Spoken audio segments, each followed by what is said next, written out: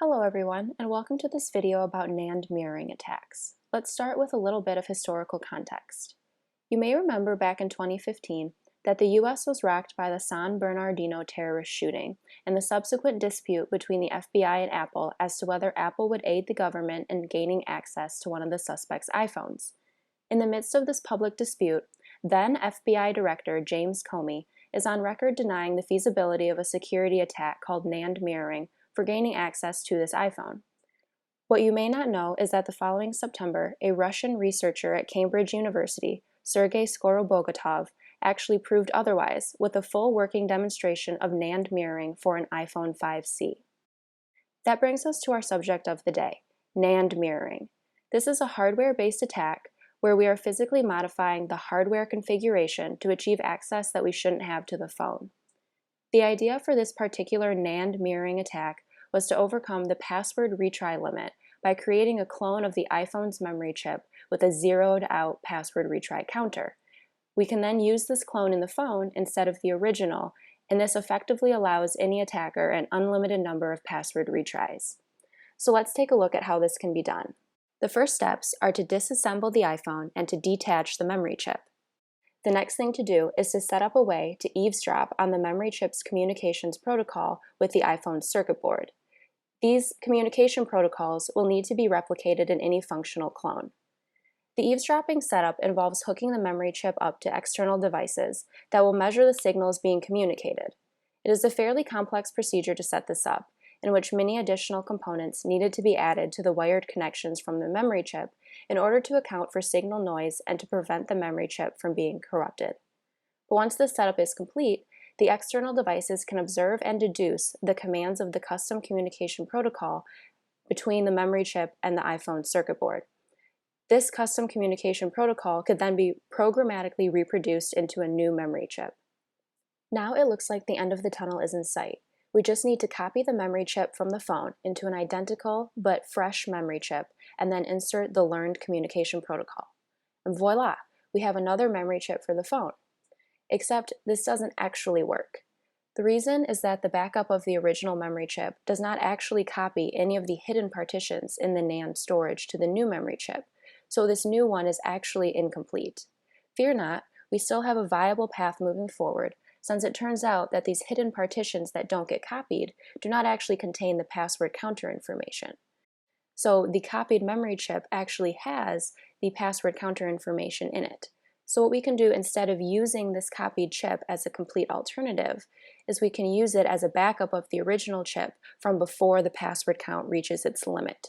So whenever we reach the passcode limit on the original chip, we can just restore the changed blocks from the backup version into the original chip, and this will set the password count back down to 0. Unfortunately, there is yet another hiccup in this process. NAND chips only allow for a few thousand rewrites before they become unusable. So even though this overwriting strategy would work for a while, it is not a long-term solution. It is entirely possible to reach the maximum rewrites before we actually guess the correct passcode.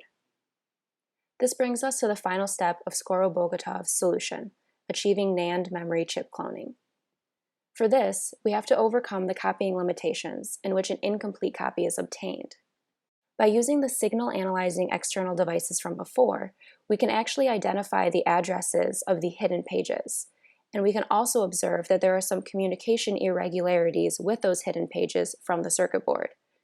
These findings allow for a reprogramming of the communication protocol and an update to the data copying procedure that enables a second fully functional NAND chip to be created from the original.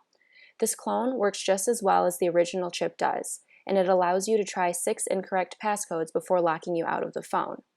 So with the ability to make as many clones as you want, we have avoided the problem of reaching the maximum number of rewrites on a single chip, and we have effectively achieved unlimited password retries. Now I want to show a demonstration of using the NAND mirroring attack on a real iPhone 5C. So this demo was published by Skorobogatov back in 2016. He has already completed the process of cloning the NAND memory chip of this iPhone in his hand. What he is demonstrating is that he can try 6 incorrect passcodes using the original memory chip. Then, once he removes it and attaches the cloned one, he is able to try another 6 incorrect passcodes even though he was locked out on the original memory chip. Since this cloned version does not contain the updated passcode counter from the original memory chip, it doesn't know that he's locked out and it lets him keep trying. Now, you may be wondering whether it is even possible to use this brute force password hacking in a feasible amount of time. Skorobogatov measured that it requires 45 seconds per 6 passcode attempts, including the amount of time to swap the maxed out chip with the cloned one. So for a 4-digit passcode, where there are 10,000 possible passcodes, it only takes about 75,000 seconds, or roughly 20 hours to try all of them. Less than a day to break into what should be a secured iPhone is definitely not a bad deal. Another aspect to think about is the rate of success of this approach. The first major consideration is that this is a hardware-based attack, involving actual invasive manipulation of the hardware components. This requires expertise and electrical engineering knowledge, not to mention general carefulness and precision, to avoid damaging components of the phone itself and to be able to successfully reconstruct the copying and communication procedures. Another consideration is that the actual process of removing the memory chip could damage it. Skorobogatov used high heat to soften and loosen the soldering of the chip, and this may actually have adverse effects. Recent research has shown that thermal heating of a flash memory chip can increase the amount of bit errors beyond a manageable point, and this could significantly alter the data in the chip and make it so that it is no longer functional.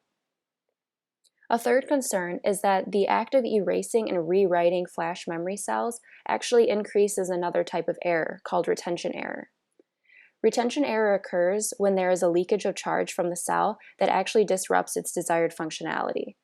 So the simple process of restoring memory chips as you iterate over brute forcing the passcode could actually cause complications in their future functioning.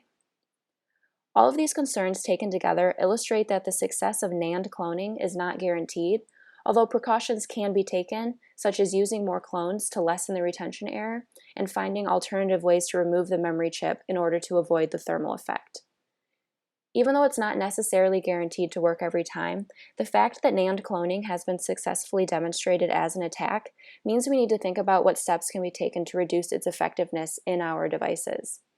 The most obvious mitigation step is to increase the required length of the passcodes.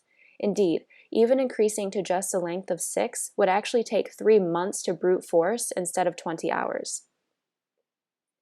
Another way to introduce stronger security measures is to enforce multi-factor authentication, where you need more than just a passcode to gain access to your device.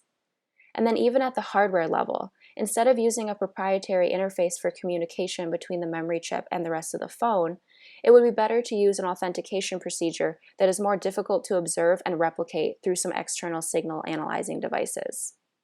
To end on a more positive note, it is good to point out that some of the implicit security measures against this type of attack already happen as an effect of constantly evolving technology. Many of the newer phones use different flash memory than that used in the iPhone 5C, and the exact memory configuration and communication protocols are now different. Accomplishing such a mirroring attack to break into the phones in our pockets today is not as easy as simply replicating Skorobogatov's solution. This brings us to the end of this video on NAND mirroring attacks. Overall, the essence of this attack is that it is possible to overcome the passcode retry limit in a mobile phone by using a complete clone of the original NAND memory chip, which has a zeroed-out passcode counter. We have additionally discussed some possible limitations to the success rate of this attack, as well as some practical methods to intentionally decrease its effectiveness. Hopefully, you were able to learn some new information from this video about this interesting topic.